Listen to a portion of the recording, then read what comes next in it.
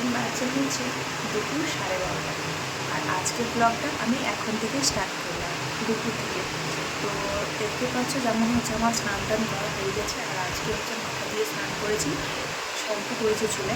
তো আজকে যেহেতু আমাদের 21 দিন, তো 21 দিনে হচ্ছে মাথায় শ্যাম্পু করে স্নান করতে হয়, একটা 12 দিনে আর একটা হচ্ছে 21 দিনে, তো আরেকটা 6 দিনে। তো 3বার হচ্ছে আব্দুল থাকাকালীন 3বার স্নান করতে হয়, 3বার। তো আমরা সেরকমই স্নান করেছিলাম। তো আজকে হচ্ছে রীতিমাকেও স্নান করিয়েছি। দেখো ও এখন হচ্ছে শুয়ে আছে, মানে ঘুমিয়ে আছে আমার কোলে। তো ও আজকে স্নান করেছে। তো এবার হচ্ছে খানিকক্ষণের মধ্যে ও ঘুমিয়ে পড়বে।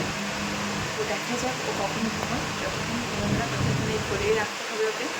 তো ও ঘুমিয়ে পড়বে, তারপর হচ্ছে আমরা দুপুরে খাবার খাবো।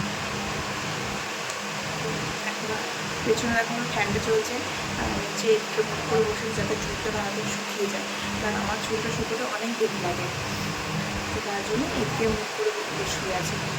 তো চলো তোমাদের সাথে একটা জিনিস শেয়ার করি, যেটা কালকে শেয়ার করা হয়নি। তো ভেবেছিলাম কালকেই দেখাবো তোমাদেরকে, তো কালকে ভিডিওটা কন্টিনিউ করা হয়নি, তো তার জন্য দেখাতে পারলাম না। তো দেখো, তোমাদের দেখা একটা জিনিস দেখো। তো এই দেখো, এই হচ্ছে সেই জিনিসটা, পুচকির জন্য মশারি।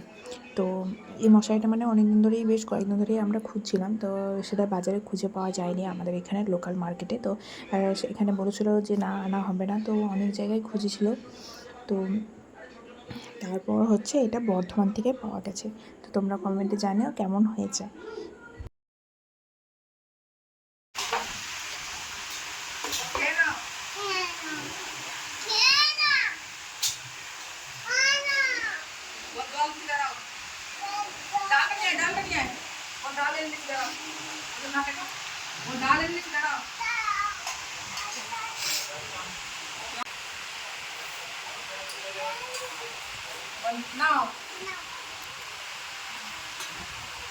তুই খেয়েছিস?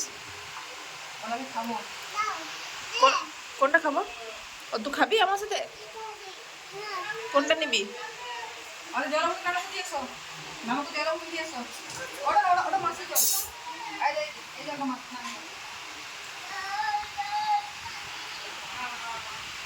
তো দেখো, এইগুলো হচ্ছে রিধিমার জন্য।